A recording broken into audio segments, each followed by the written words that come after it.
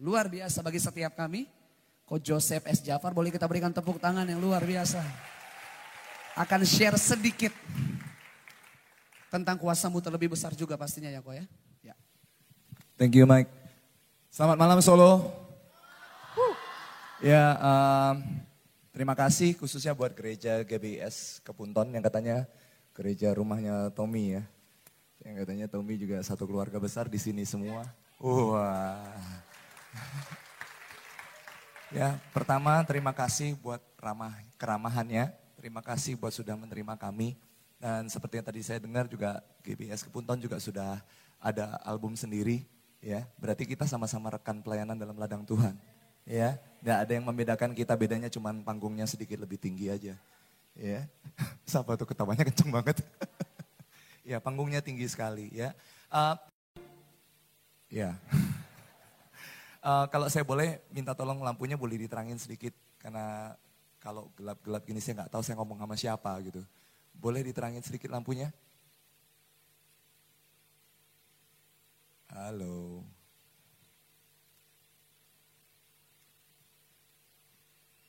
Iya.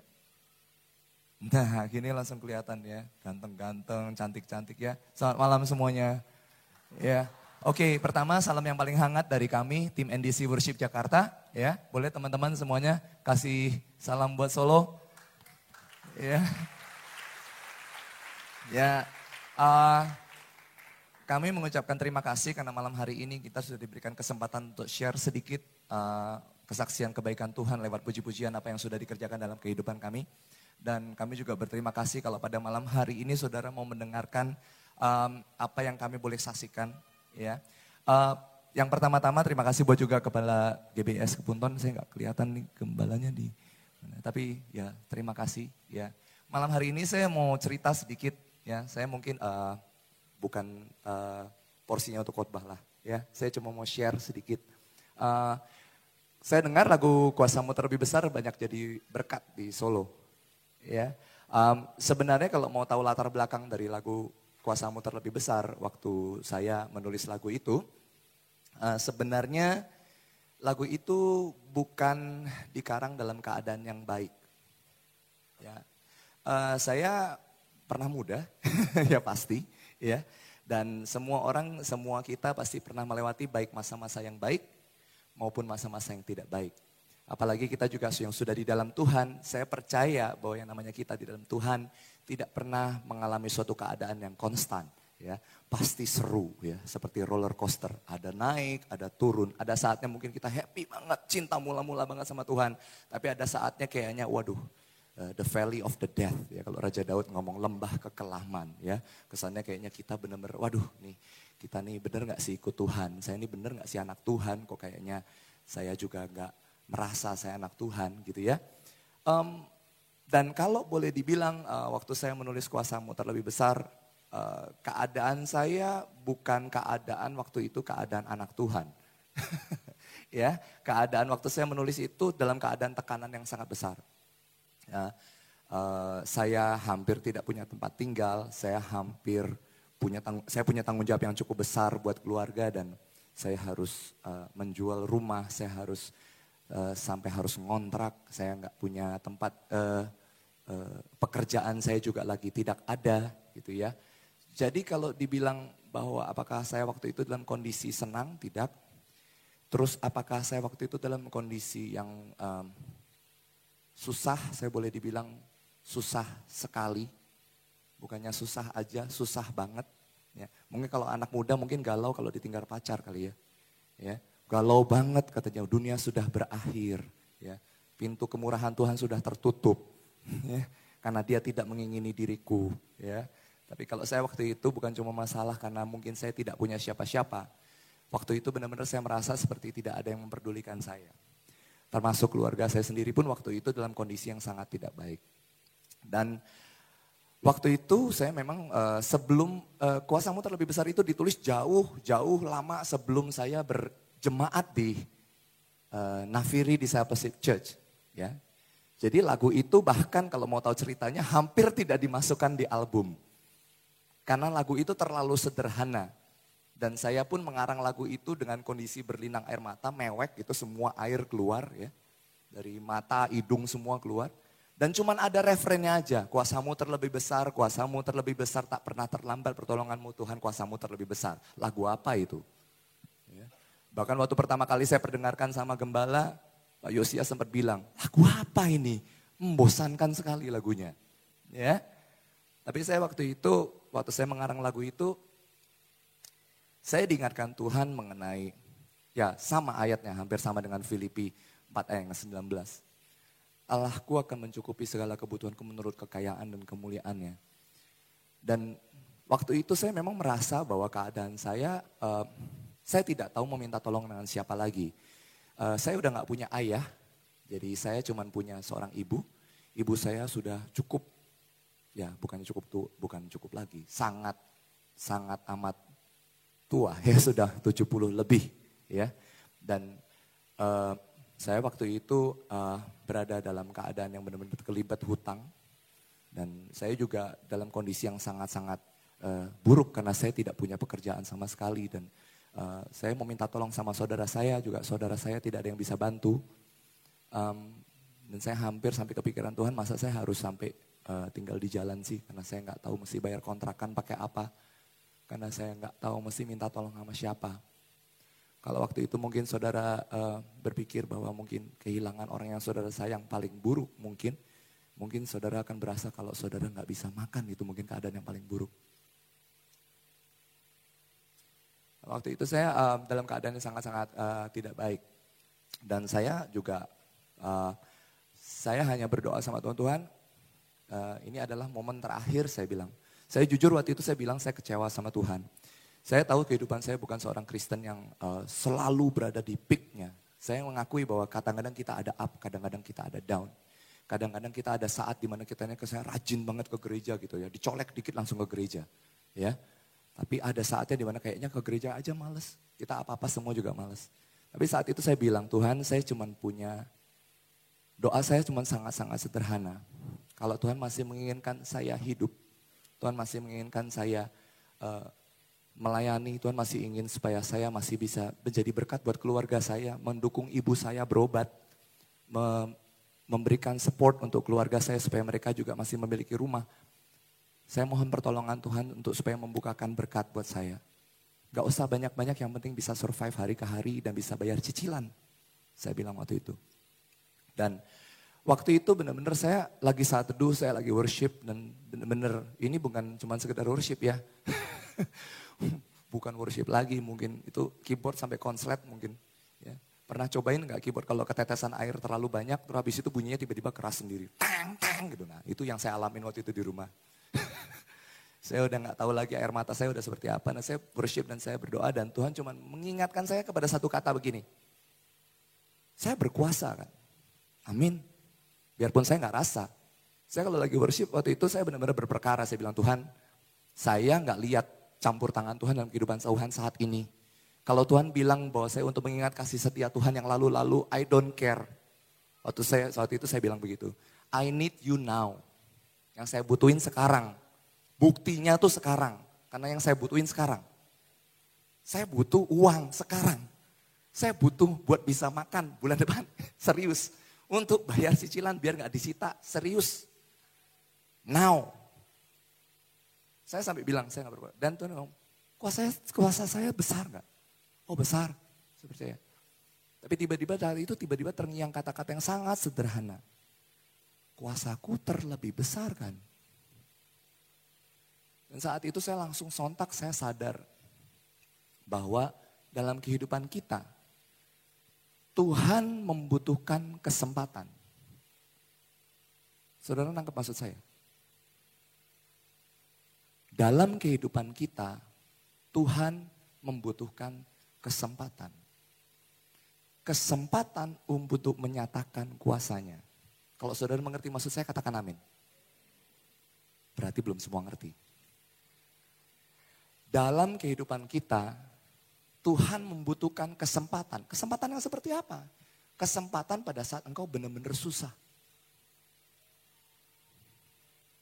Mungkin kelihatannya kok Tuhan mengizinkan kita susah. Nah nanti saya share sedikit nih mengenai baju saya nih. Bajunya keren nggak? Ketahuan banget jualan. Nggak, maksud saya begini. Pada saat itu Tuhan cuma bilang begini. Kalau kamu mampu melakukan ini dan itu. Kalau kamu merasa bahwa kamu punya uang. Kalau kamu masih memiliki daya. Kalau kamu masih bisa pakai otak. Kalau kamu masih bisa melakukan semuanya. Baik itu sedikit maupun itu besar.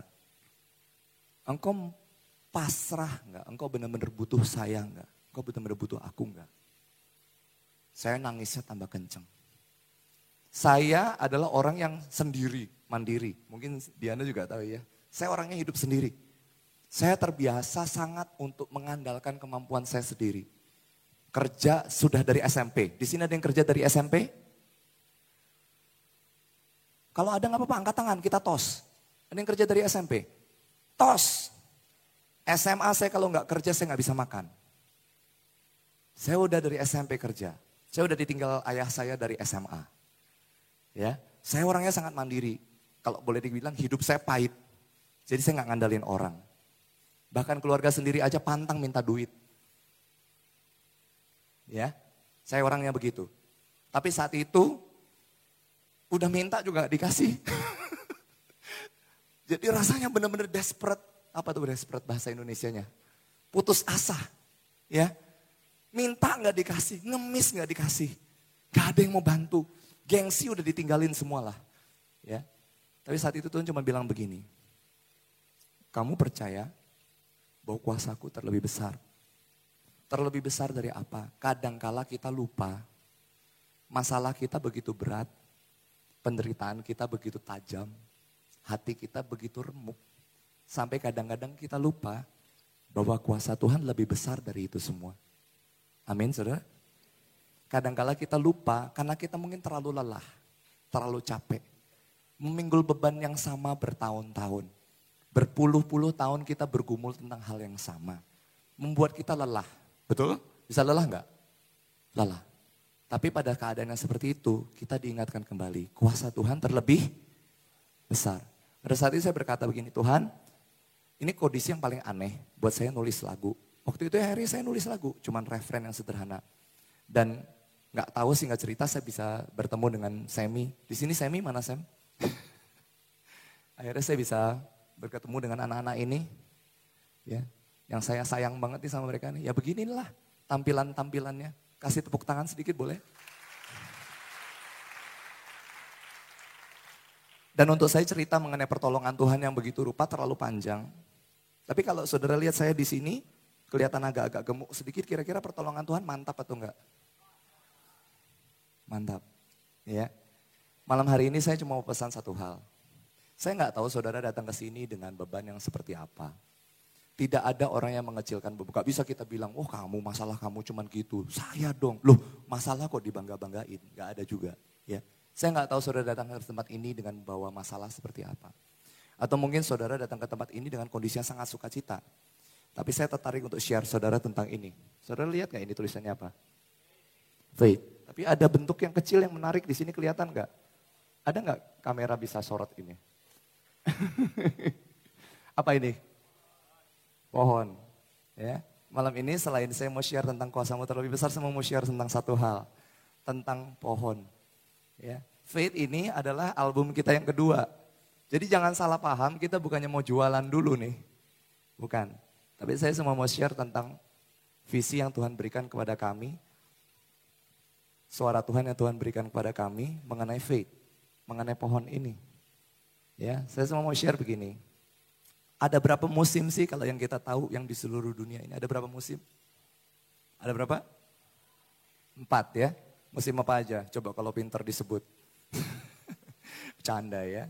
Coba musim apa aja? 6. Ada 6 musim. Ini sekolah di mana? Ya mungkin sekolahnya ngajarin musim 6 kali ya. Musim ada berapa? 4? Sebutin coba. Urut ya, kalau bisa urut. Terserah mau dari mana. Anggaplah kita mulai dari musim panas. Terus musim apa? Musim panas, musim hujan. Musim panas terus musim? Gugur. Pinter. Habis musim gugur musim? Musim dingin. Habis musim dingin musim? semi, ya. Nah, saya mau share sedikit mengenai 4 musim ini, gitu ya. Ini yang menjadi sesuatu yang Tuhan berikan kepada kami. Di sini siapa yang datang ke tempat sini hatinya happy banget, habis jadian,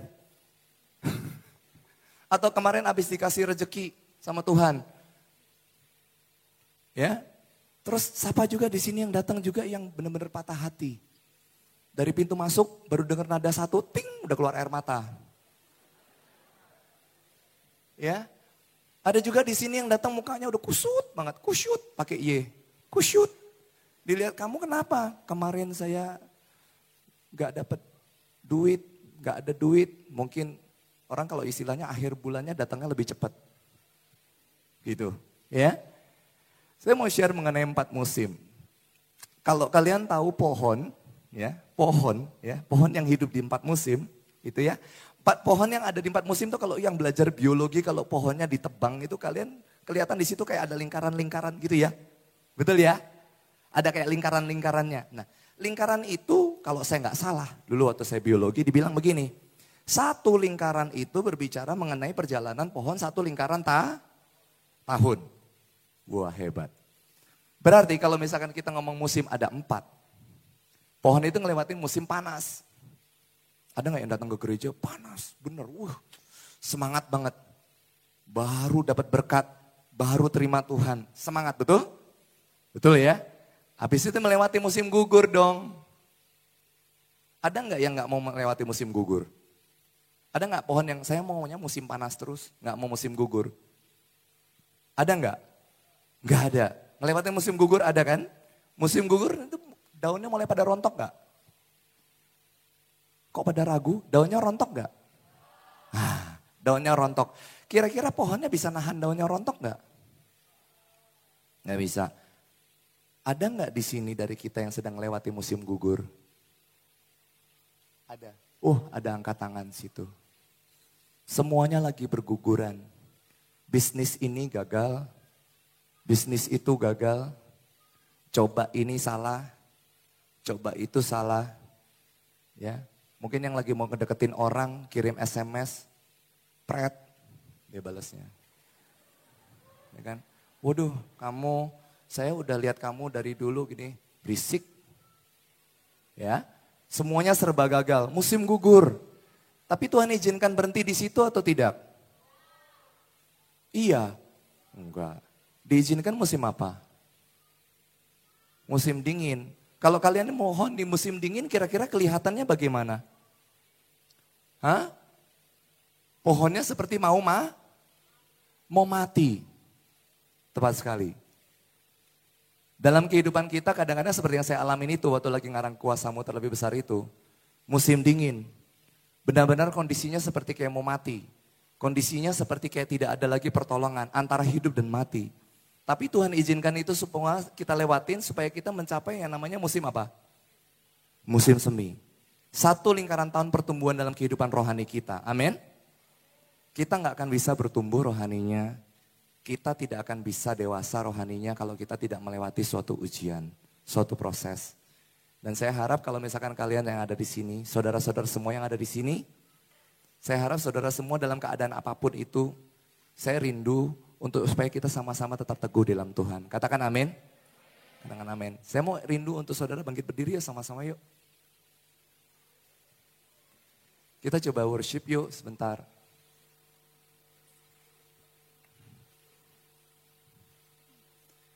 Saya tahu kita dari tadi udah sorak-sorai, kita udah loncat-loncat, kita udah nyanyi. Tapi saya percaya bahwa worship yang sesungguhnya bukan dalam kondisi yang berisik.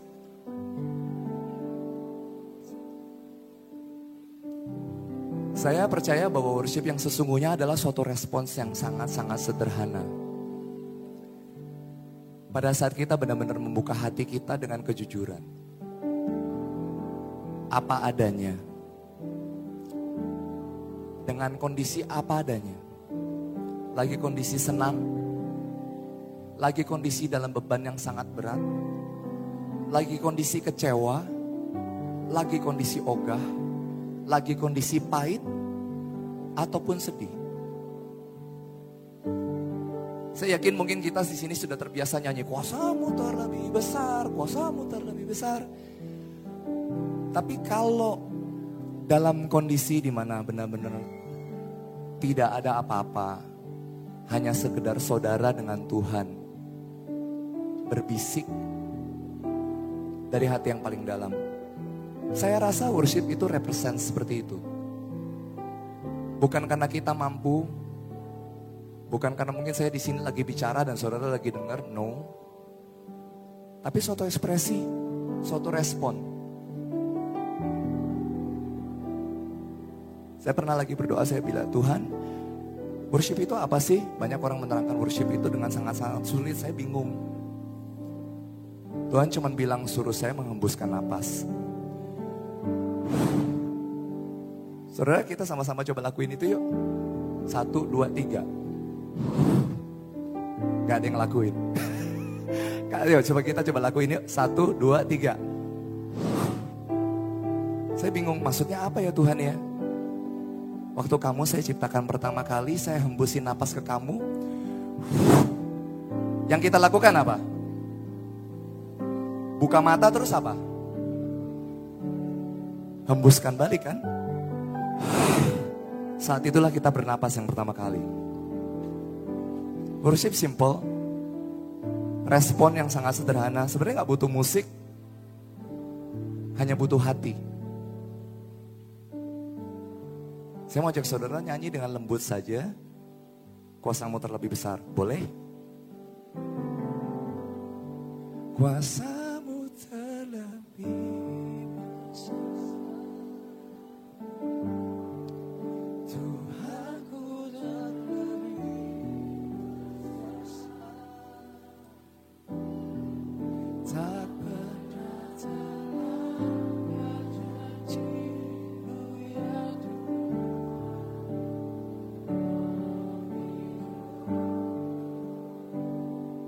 Malam hari ini Tuhan gak lihat apapun. Kalau saudara saat ini dalam keadaan seperti apapun, Tuhan cuma mau hatimu.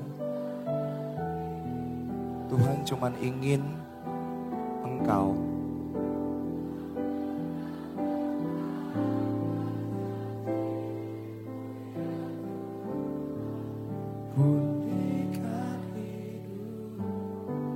Katakan ku percaya dengan lembut saja.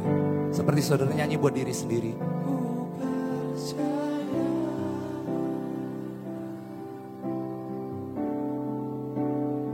Kau bekerja.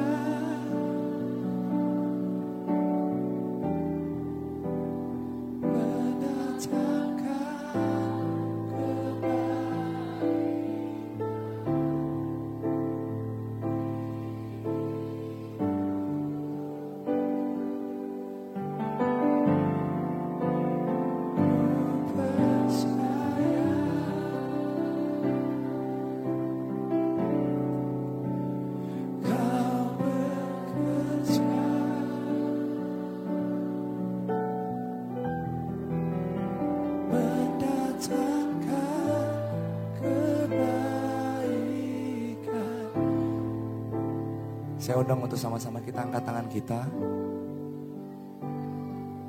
Mari sembah Tuhan. We worship you.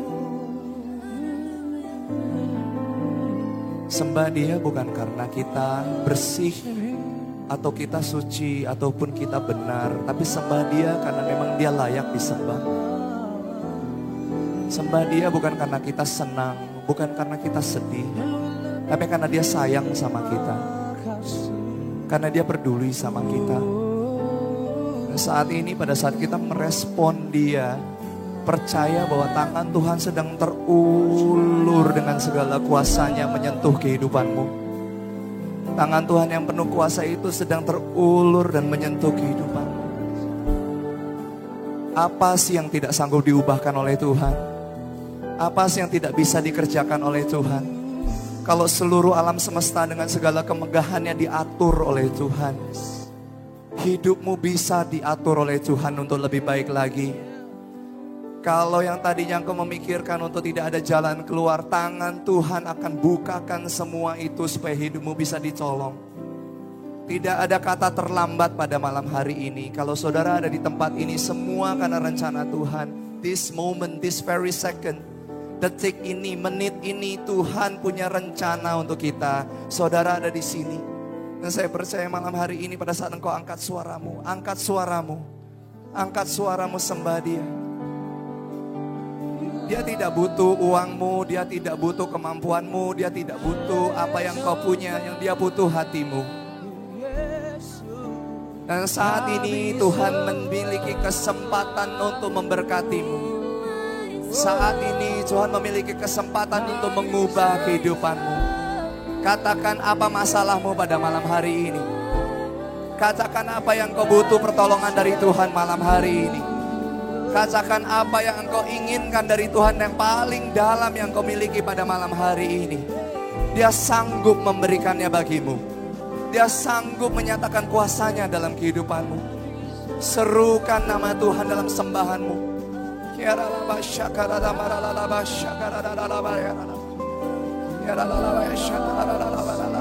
Lakukan tindakan iman saudara. Angkat tanganmu di hadapan Tuhan.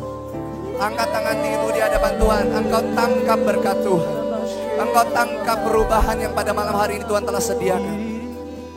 Buka hatimu. Kalau saat ini engkau ingin menangis di hadapan Tuhan. Kalau malam hari ini engkau ingin berseru kepada Tuhan, berseru di hadapan Tuhan. This is your moment. Ini waktumu, bukan waktu temanmu, bukan waktu engkau yang lain, tapi this is your moment. Seize your moment. Ambil waktumu.